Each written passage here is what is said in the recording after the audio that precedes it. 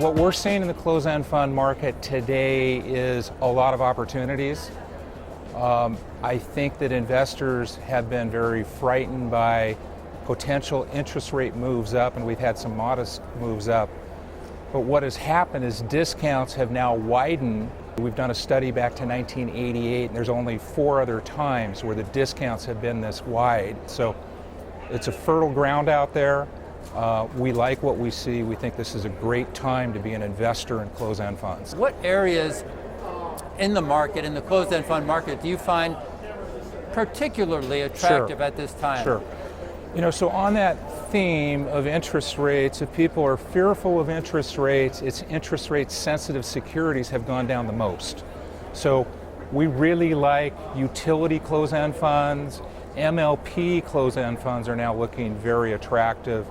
Some of the bond funds, it's kind of actually an eclectic group. It's the whole closed-end fund universe, which historically trades at a 3.5% discount to NAV, right now is over an 8% discount to NAV. So that's very wide, and that would mean most securities.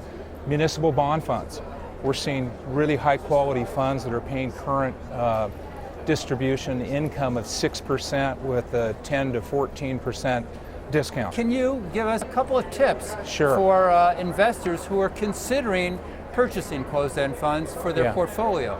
Our research indicates that if you're an investor and you want to go into closed-end funds, the best spot to invest is in the deepest discounted quintile of the universe. Most investors that get into closed-end funds, they're getting into it for income.